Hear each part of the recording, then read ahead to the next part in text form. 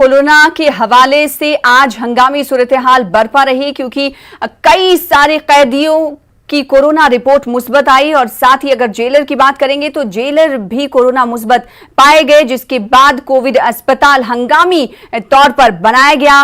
वबा फूट पड़ी Naini central jail में बंद 123 कैदी जिनकी तादाद है जो कोरोना पॉजिटिव पाए गए। इसी के साथ नैनी सेंट्रल जेल के जेलर और डिप्टी जेलर भी कोरोना की जद में आ गए। जेल में तैनात 1 दर्जन से भी ज्यादा सिक्योरिटी एहलकार में कोरोना की तस्दीक हुई है। नैनी सेंट्रल जेल में इतनी बड़ी तादाद में कोरोना पॉजिटिव मिलने से जेल के अंदर बुहरानी हालत पैदा हो गई है। नैनी सेंट्रल जेल में तकरीबन 2000 कैदियों के रहने की गुंजाइश है, ताहम इस वक्त 4275 कैदी जेल में बंद हैं। जेल इंतजामिया का कहना है कि इतनी बड़ी तादाद में कैदियों के कोरोना पॉजिटिव होने के बाद जेल में 120 बेड पर मुश्तमिल कोविड अस्पताल बनाया गया है। जेल इंतजामिया का यह भी कहना है कि हालांकि पूरी तरह से काबू में है हालात और कोरोना से मुतासिर कैदियों का मुनासिब इलाज भी किया जा रहा है। जेल इंतजामिया का कहना है कि कोरोना पॉजिटिव कैदियों के इलाज के लिए बेहतर सहूलियात मुहैया कराने की कोशिशें की जा रही हैं। हमारे स्टाफ का और भी बाहर की दुनिया से संपर्क रहता है और आवागमन बना रहता है, तो कुछ स्टाफ के लोग इन्फेक्टेड हुए हैं और जेल में बंदियों को भी इन्फेक्शन हुआ है। इस समय कुल 114 मेल इनमेट्स हैं जो इन्फेक्टेड हैं और 9 महिलाएं हैं। दोनों लोगों के लिए अलग अलग कोविड केयर सेंटर बना हुआ है जिसके लिए डेडिकेटेड स्टाफ है, मेडिकल ऑफिसर्स हैं, हेल्थ केयर के लिए वर्कर हैं, नर्सेस हैं और अंदर ऑक्सीजन की व्यवस्था और मतलब क्रिटिकल न होने तक उनको मैनेज करने की व्यवस्था है और जो प्रोटोकॉल है उस हिसाब से। कोरोना वबा की कहर से मची तबाही में जहां अस्पतालों में मरीजों की हालत बदहाल है, वहीं दूसरी तरफ शमशान घाटों में लाशों की आखिरी रसूमात के लिए जगह कम पड़ रही है। ऐसी सूरत हाल में हालात से निपटने के लिए हिंदू जागरण मंच ने हुकूमत से जिले में 15 दिन का मुकम्मल लॉकडाउन लगाने पर घर घर टीकाकारी मुहिम की शुरुआत करने का मुतालबा किया है। तंजीम के दर्जनों कारकुनान हिंदू जागरण मंच के सदर सचिन सेरोही के हमरा डीएम से मिलने पहुंचे। डीएम की गैर मौजूदगी में तंजीम के मेंबरान ने मौजूद अफसरान के जरिए वजीर आला को मेमोरेंडम पेश किया। हमारी मांग है, एक तो कोविड जो चल रहा है, जितनी महामारी मेरे के अंदर आप देखने को मिल रही, कई मौतें ऐसी हो रही हैं, तो उसको देखते हुए एक तो 15 दिन का लॉकडाउन लगाया जाए और उसके अलावा जो वैक्सीनेशन है वो घर घर जाके वैक्सीनेशन कराया जाए, क्योंकि इस समय अस्पतालों में माहौल नहीं है वैक्सीनेशन लगवाने का। उसके अलावा जो हमारे प्रशासन है ये सहयोग करे और जितनी ऑक्सीजन है, जो भी मरीजों को दवाई चाहिए, ऑक्सीजन चाहिए, वो अस्पताल में मुहैया कराए ना। आईडी ले उनकी, मरीज के पेशेंट की आईडी ले, पूरा वेरीफाई करके जब ऑक्सीजन की पूर्ति वहाँ करे। उधर कोरोना के मामले बढ़ते जा रहे हैं और आम लोगों के साथ साथ डॉक्टरों के अंदर भी डर का माहौल है। यही वजह है कि बड़ी तादाद में डॉक्टर नौकरी छोड़ रहे हैं। कानपुर में जब से प्राइवेट अस्पतालों को कोविड स्टेटस मिला है, बड़ी तादाद में डॉक्टरों ने नौकरी छोड़ दी है। कानपुर के डीएम ने कहा कि डॉक्टरों का काम है आवाम की खिदमत, अगर इस तरह से डॉक्टर भागेंगे तो उनके खिलाफ सख्त कार्रवाई होगी। कोविड-19 के पेंडेमिक के चलते डॉक्टर्स की विशेष रिस्पॉन्सिबिलिटी है समाज के प्रति और हमारे बहुत सारे डॉक्टर्स इस रिस्पॉन्सिबिलिटी को जिम्मेदारी से निभा रहे हैं, जिसके लिए समाज उनका हमेशा शुक्रगुजार रहेगा। पर कुछ ऐसे मैटर्स भी सामने आए हैं जिसमें गवर्नमेंट अस्पतालों में और प्राइवेट अस्पतालों में जो डॉक्टर्स ऑलरेडी नौकरी पे थे, वे अपनी नौकरी छोड़कर इसलिए जा रहे हैं कि कोविड-19 पेंडेमिक उन्हें काम न करना पड़े। ये सोसाइटी ने उनके एजुकेशन में, उनके ट्रेनिंग में जो इन्वेस्टमेंट किया है, उस इन्वेस्टमेंट के नाते उनकी जिम्मेदारी है कि अपनी मेडिकल नॉलेज को वो इस वक्त इस्तेमाल करें। अगर ऐसी कोई खबर आती है कि कोविड-19 के चलते किसी डॉक्टर ने, पैंडेमिक के चलते किसी डॉक्टर ने अपनी एग्जिस्टिंग जॉब को छोड़ा है, तो इसको गैर जिम्मेदाराना माना जाएगा, उसकी जांच की जाएगी और यदि पाया जाएगा कि वो केवल इसलिए छोड़ के जा रहा है कि कोविड-19 पैंडेमिक में काम ना करना पड़े या अपनी अनड्यूली हाई सैलरी मांग रहा है, तो इस पे जाँच के बाद अगर उसको दोषी पाया जाता है कोरोना वबा की दूसरी लहर में अलीगढ़ मुस्लिम यूनिवर्सिटी का भी बहुत नुकसान हुआ है। गुज़िश्ता एक हफ्ते में तकरीबन 20 से ज़्यादा असातिज़ा इस दार-ए-फ़ानी से कूच कर चुके हैं, जिसमें मारूफ माहिरीन तालीम, साइंटिस्ट और मालिजीन भी शामिल हैं। अचानक इतनी बड़ी तादाद में असातिज़ा के इंतकाल ने पूरी अलीग बिरादरी को झंझोड़ कर रख दिया है। वहीं मुतादिद असातिज़ा अभी भी ज़िंदगी और मौत के बीच में जिंदगी और मौत की जंग लड़ रहे हैं। अलीगढ़ से मजीद तफसीलात बता रहे हमारे नुमाइंदे कामरान। कोरोना अलीगढ़ मुस्लिम यूनिवर्सिटी का गैर मामूली नुकसान कर रहा है। गुज़िश्ता 10 दिनों की बात की जाए तो 20 से ज्यादा असातिज़ा मौत से जंग हार चुके हैं, जिनमें professor Jamshid Siddiqui, professor Maula Bakhsh, professor Mukhtar Hussain, doctor Furqan Sambhali, professor Humayun Murad, doctor Ehsanullah Fahad, professor Zafar, professor Iqbal Ali, doctor Saeeduzzaman, professor Rizwan Hussain, professor Zubair Ahmad, professor Wakeel Ahmad Jafri, professor Nabi Ahmad, professor Farhatullah Khan, professor Qazi Mohammad Jamshed, doctor Irfan, professor Manzar Abbas Naqvi, doctor Faisal Aziz समेत कई असातिज़ा हैं जो अपने अपने मैदान में नुमाया खिदमत अंजाम दे रहे थे। ऐसे असातिज़ा का अचानक कोरोना और दीगर बीमारियों में रुखसत हो जाना यकीनन यूनिवर्सिटी के लिए बहुत बड़ा खसारा है। देखिए, मैं इंजीनियर आगा यूनुस और मैं जो है अभी बीते जो है करीब एक हफ्ता के अंदर ये 20 के आसपास यूनिवर्सिटी के प्रोफेसर्स और वर्किंग स्टाफ की जो जाने गई हैं इस कोविड के लहर के अंदर, जिसमें कोविड की भी मौतें हैं और अन्य भी मौतें हैं, लेकिन कहीं ना कहीं बीमारी से मौतें हैं और ये कहीं ना कहीं ज़ेर इलाज थे और इलाज के बाद जो है ना इलाज में ठीक नहीं हो पाए और 20 जाने करीब करीब गई हैं, जिससे एएमयू की जो क्षति हुई है वो अपूर्णीय क्षति है। कोरोना की पहली लहर में जिस अलीगढ़ मुस्लिम यूनिवर्सिटी के जवाहरलाल नेहरू मेडिकल कॉलेज ने बहुत मियारी काम अंजाम दिए और इसके मुल्कगीर सतह पर सताइश भी की गई, वहीं मेडिकल कॉलेज इस मर्तबा कोरोना की मुसलसिल खतरनाक होती इस लहर में अपने असातिज़ा को भी नहीं बचा पा रहा है और आए दिन वहां तिब्बी सहूलियात के फुकदान की बात सुनने को मिल रही है। कोई दिन खाली नहीं जा रहा है जिस दिन मौजूदा और रिटायर्ड असातिज़ा की मौत की खबरें मौसूल नहीं हो रही हैं। मुसलसिल आती इन खबरों ने अलीग बरादरी को भी बेचैन कर दिया है और हुकूमत हिंद से मदद का मुतालबा कर रहे हैं। खुद वाइस चांसलर ने अलीग बरादरी समेत मुताद्दिद कंपनियों से जदीद आलात बनाने की मदद मांगी है। सदमे में इतनी बड़ी तादाद में अलीगढ़ मुस्लिम यूनिवर्सिटी से असातिज़ा इकराम की अमवात होना, जिस तरह से अलीगढ़ मुस्लिम यूनिवर्सिटी के जवाहरलाल नेहरू मेडिकल कॉलेज के इंतजामिया ने पिछले फर्स्ट वेव में कोरोना वायरस के काम किया था, एएनएमसी के जो एडमिनिस्ट्रेशन है उसकी इस तरह की कोई लापरवाही या कुछ सामने आती जिससे इस तरह के इंतकाल होते, लेकिन सेकंड वेव कोविड-19 की जो ये आई है तो इसमें ऐसा लगता है कहीं ना कहीं एडमिनिस्ट्रेशन कुछ कोताही कर रहा है या कहीं कुछ लापरवाही का सबूत दे रहा है, जिसकी वजह से इतने इंतकाल अब तक हो चुके हैं। हर चंद के सभी जानते हैं कि मौत पर किसी का कोई बस नहीं, मौत किसी इंसान के ख्वाबों में आने वाली नहीं है। फिर भी लोग इन माहिरीन तालीम के अचानक चले जाने से गमज़दा हैं और अपना ज़ाती नुकसान तस्वुर कर रहे हैं। इस बात से कोई इनकार नहीं कर सकता कि कोरोना वबा के बायस समाज का हर तबका किसी न किसी सूरत में मुतासिर जरूर हो रहा है, लेकिन मुल्क के मुस्तकबिल को रोशन करने वाले असातिज़ा का तिब्बी सहूलतों के फुकदान के सबब इंतकाल कर जाना बायस तशवीश है। अलीगढ़ से न्यूज़ 18 उर्दू के लिए मोहम्मद कामरान की रिपोर्ट। कोरोना वबा के कहर से निजात हासिल करने के लिए अब लोग एहतियाती तदाबीर पर अमल करने की अपील के साथ दुआ भी कर रहे हैं। इसी मकसद के तहत आज मेरठ में जमियत उलमा हिंद शहर मेरठ की जानिब से खुसूसी दुआया जलसे का इनेकाद किया गया। नमाज़े ज़ोहर के बाद पुरानी तहसील इलाके की एक मस्जिद में कोरोना वबा के खात्मे के लिए खुसूसी दुआएं की गई। साथ ही जमियत उलमा के मकामी जिम्मेदारान ने लोगों से एहतियाती तदाबीर पर सख्ती से अमल करने की तलकीन की।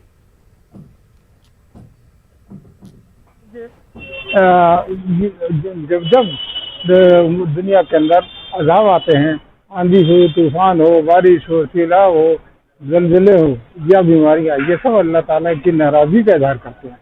इसलिए हम लोग आज आया मस्जिद के अंदर बैठकर अल्लाह ताला से अपने गुनाहों की माफ़ी मांग रहे हैं और अल्लाह ताला से इस बात के लिए हम ये दुआ कर रहे हैं कि अल्लाह ताला ये जो अज़ाब कोरोना वायरस कोविड-19 के तहत नाजिल हो रहा है, जिसकी ऐसे लाखों लोग मर रहे हैं, अल्लाह ताला इस बला को टाल दे, क्योंकि रमज़ान के महीने के अंदर दुआएं कबूल होती हैं और अगर सच्चे दिल से अगर आदमी को दुआ मांगे तो बड़ी से बड़ी आफतें अल्लाह ताला टाल सकता है। इस वक्त जो ये पूरी दुनिया पर कोरोना एक बीमारी है, हमें इसमें समझना चाहिए, हमें अपना ताल्लुक अल्लाह से, ईश्वर से करना चाहिए, उससे ही मांगना चाहिए। तो हमने अल्लाह से दुआ की कि अल्लाह ताला इस कोरोना बीमारी से पूरी दुनिया के, ख़ास तौर से हमारा जो मुल्क हिंदुस्तान है, इसमें हमारे हिंदू, मुस्लिम, सिख, ईसाई सब भाई भाई हैं, सब रहते हैं। और इस वक्त बहुत बीमारी है, लोग परेशान हैं। अल्लाह ताला से हमने दुआ की ईश्वर से कि अल्लाह ताला सबको सेहत तंदुरुस्ती अता फरमाए और हमारे मुल्क की इस वबा से एक तरफ कोरोना वायरस के बहरान के बीच जिम्मेदारियों में लापरवाही बरतने के मामलात सामने आ रहे हैं, तो दूसरी तरफ ऐसे भी अफराद हैं जो अपनी इस्तात में इंसानियत की खिदमत के जज्बे के तहत मदद कर रहे हैं। कानपुर के एसीपी उन्हीं अफराद में शामिल हैं। एसीपी के बरवक्त ऑक्सीजन फराहम कराने पर लगभग 36 कोरोना मरीजों की जान बच गई है। गुज़िश्ता रात कानपुर के एक निजी अस्पताल में ऑक्सीजन नहीं मिल पा रही थी। ऐसे नाजुक वक्त पर एसीपी कर्नल गंज को जब इस की इत्तला मिली तो उन्होंने हंगामी तौर पर ऑक्सीजन फराहम करवाई। उनके इस इक़दाम की मरीजों के अहले खाना और अस्पताल इंतजामिया ने सराहना की है। ऑक्सीजन की किल्लत जिस तरह से सामने आ रही है, उस तरह से लोगों का दर्द भी सामने आ रहा है। लेकिन जिस तरह से कानपुर की पुलिस यानी कि एसीपी त्रिपुरारी पांडे ने एक मिसाल पेश की है, उसको अगर देखा जाए तो ऐसी मिसाल बहुत कम नज़र आई हैं। हमारे साथ त्रिपुरारी पांडे जी मौजूद हैं। सर, किस तरह से आपको ये मालूम हुआ था कि 36 मरीज जिनको ऑक्सीजन की ज़रूरत थी और उसके बाद आपने उनकी मदद की, किस तरह से आपने? इसकी जानकारी हमारे सीपी सर श्री वसीम अरुण साहब जो पुलिस कमिश्नर कानपुर हैं, उनके द्वारा मैसेज के द्वारा जानकारी प्राप्त हुई थी और उसके बाद फिर उस टेलीफोन पे वार्ता करके हमने उनको तत्काल सिलेंडर की उपलब्धता कराई और उपलब्धता कराने के बाद फिर मैंने सर को भी बता दिया। सर ने भी काफ़ी शाबाशी दी इस बात पे और तत्काल हम लोग इस मुहिम में लगे हुए हैं। जिसको भी ज़रूरत पड़ रही है हम लोग तुरंत सिलेंडर की व्यवस्था उनको करा रहे हैं और भरा हुआ सिलेंडर दे रहे हैं और उनसे भरा हुआ सिलेंडर तत्कालीन रूप में आवश्यकता पड़ने पे हम उनसे फिर वापस ले लेते हैं। जब उनका काम हो जाता है तो वो हमको वापस कर दे रहे हैं। इस तरह से हम लोगों ने एक मुहिम छेड़ रखी है अपने सर्किल में और किसी हॉस्पिटल को ज़रूरत पड़ती है तो उनको भी हम प्रदान कर दे रहे हैं और जब उनका सिलेंडर आ जाता है तो फिर हम वापस कर देते हैं। और ख़ास बात यह है कि जो एक दर्दनाक तस्वीर सामने आ सकती थी उसको आने से एसीपी साहब ने रोका और समय पर ऑक्सीजन पहुंचाई। कानपुर से संदीप सविता, न्यूज़ 18। कानपुर में ऑक्सीजन को लेकर सिख समाज के लोगों ने अनोखी पहल की है। कानपुर के सबसे बड़े गुरुद्वारा के बाहर टेंट लगाकर कोरोना मरीजों के लिए ऑक्सीजन मुहैया कराई। एक तरफ जिम्मेदार लोग अपनी जिम्मेदारी से भाग रहे हैं और कोरोना पैंडेमिक की वजह से अपनी नौकरी छोड़ रहे हैं। जिस तरह से सूचना आई कि डॉक्टर अपनी नौकरी छोड़कर जा रहे हैं डर की वजह से, लेकिन इस तरह की तस्वीरें भी सामने आ रही हैं कि जिस तरह से आपने देखा होगा ऑक्सीजन की भारी कमी के बाद कानपुर में एक नई पहल की गई है।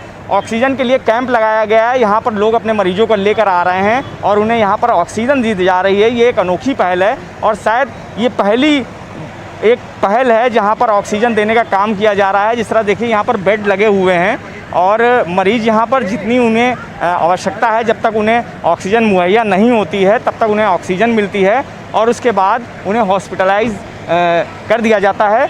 जिस तरह से देखें यहाँ पर सिलेंडरों की व्यवस्था है, ऑक्सीजन की पर्याप्त व्यवस्था कर रखी गई है। मरीज़ यहाँ पर खुद आकर ऑक्सीजन ले सकते हैं, उनके परिजन ला सकते हैं। हमारे साथ जो इंतज़ामिया यहाँ का इंतज़ाम किया वो मौजूद हैं। सर, किस तरह से आप लोगों ने ये सोचा और ये पहल शुरू की?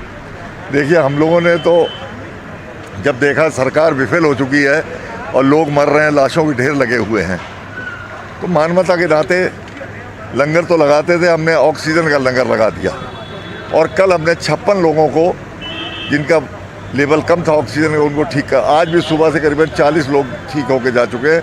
आपके सामने है। हमें शासन प्रशासन से कोई मदद नहीं मिली, ना किसी ने पूछा है।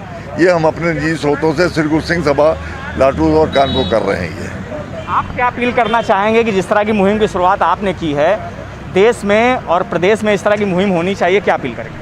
हमारी सबसे पहली ये रिक्वेस्ट है कि अखबारों में जो झूठ बोला जा रहा है उसको ना बोला जाए। कहीं 1000 टन आ गए, कहीं 2000 टन आ गई। अगर आ गई है तो किलकत क्यों है?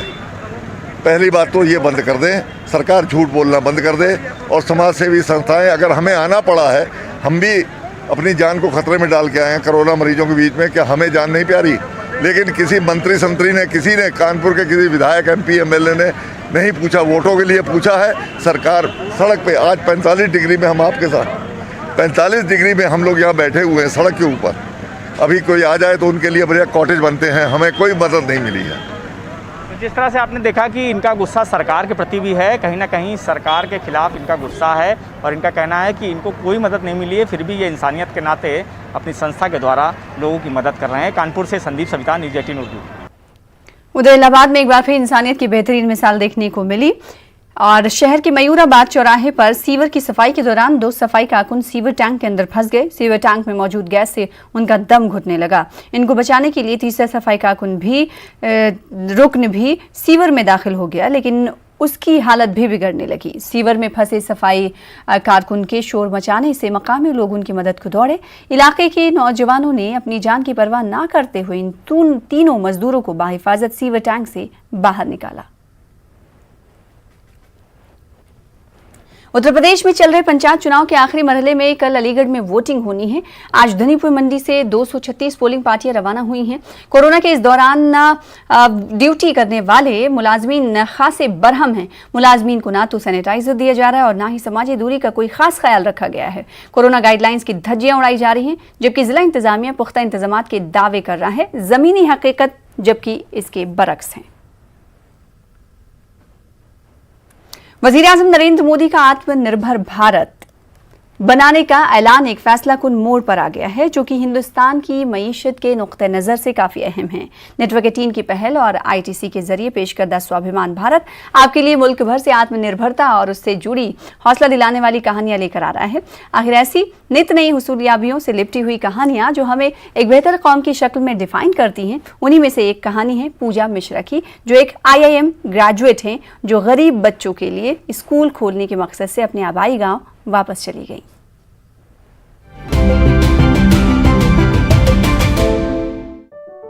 पूजा मिश्रा मूल रूप से यूपी के रायबरेली जिले के छोटे से गांव पुरसी की रहने वाली है। इंजीनियरिंग की स्नातक डिग्री पाने के बाद पूजा ने IIM कलकत्ता से पढ़ाई की और लगभग 6 वर्षों तक इन्फोसिस के साथ संयुक्त राज्य अमेरिका में काम किया। आखिरकार उन्होंने वापस आने का फैसला किया और एक चैरिटेबल इंग्लिश मीडियम स्कूल की शुरुआत की। After my MBA, my batchmates were moving to Singapore, Hong Kong, and I moved back to this small village in Raebareli district and started the school. And it was mainly with the intention of coming back to my roots, giving back to the society, and maybe through my efforts give some children, if not all, an opportunity for a better life. Gurukul public school की शुरुआत 28 बच्चों से हुई थी। आज ये school ग्रामीण समुदाय से आने वाले सैकड़ों गरीब बच्चों को मुफ्त शिक्षा प्रदान कर रहा है। स्कूल का मॉडल न केवल बेहतर शिक्षा को उनके लिए सुलभ बनाता है, बल्कि उनके IIM और IIT स्नातक प्राप्त मेंटर्स के माध्यम से अंतर्राष्ट्रीय अवसरों के लिए दरवाजे भी खोलता है। पूजा मिश्रा का गुरुकुल स्वाभिमान भारत का एक सुनहरा उदाहरण है।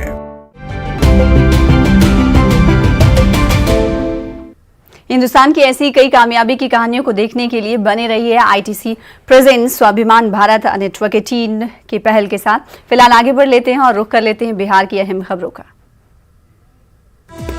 बिहार में नहीं लगेगा लॉकडाउन, न्यूज़ 18 की खबर पर लगी मुहर। क्राइसिस मैनेजमेंट की मीटिंग में शाम 6 बजे से सुबह 6 बजे तक कर्फ्यू नाफिज करने का ऐलान। बिहार में कोरोना के 13,374 नए मरीज। गुज़िश्ता 24 घंटों में 84 अफराद हलाक। 8,818 मरीज सेहतियाब होकर लौटे घर। मुल्क की दीगर रियासतों की तरह बिहार में भी तीसरे मरहले की वैक्सीनेशन के लिए रजिस्ट्रेशन का आज से आगाज। 18 साल से ज्यादा उम्र वालों को 1 मई से लगेगा टीका।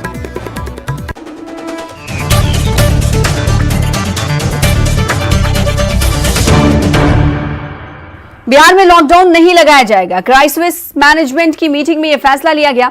लॉकडाउन लगाने के बजाय पाबंदियों में मजीद सख्ती बरती जाएगी। शाम 6 बजे से सुबह 7 बजे तक कर्फ्यू रहेगा। दुकानों को शाम 4 बजे ही बंद करने का फैसला क्राइसिस मैनेजमेंट की मीटिंग में लिया गया है।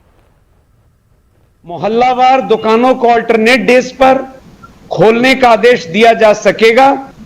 आवश्यकता पड़ने पर जिला प्रशासन भीड़ भाड़ की जगह वाली मंडियों पर भी प्रतिबंध लगाते हुए उन्हें खुले जगह में स्थानांतरित करने हेतु आवश्यक कार्रवाई कर सकता है।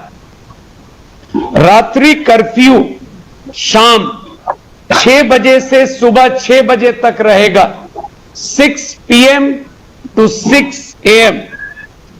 विवाह समारोह के लिए, शादियों के लिए 50 व्यक्तियों ओनली 50% की एवं अंतिम संस्कार के लिए 20 व्यक्तियों की अधिसीमा रहेगी। विवाह समारोह के लिए रात्रि कर्फ्यू रात्रि 10 बजे से प्रभावी होगी।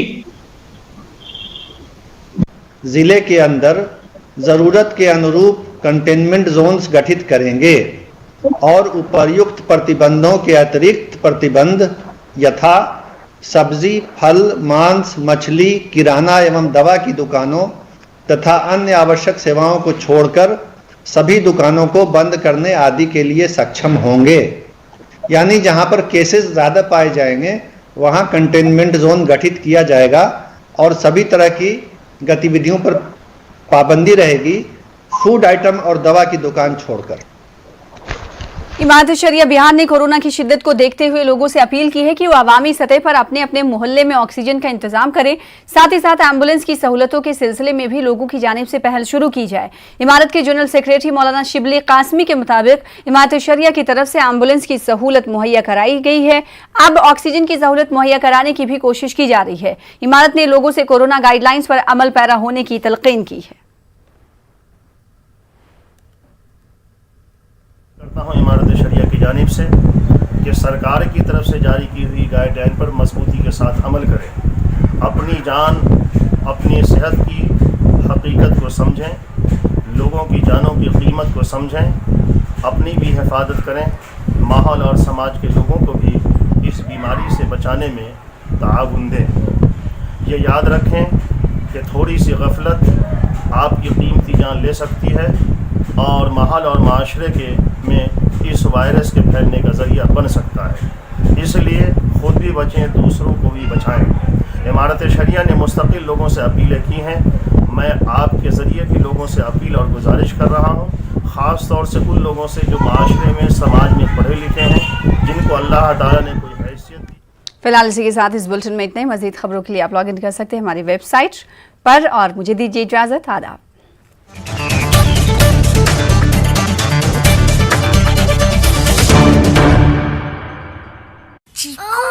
इसे काला टीका लगाओ।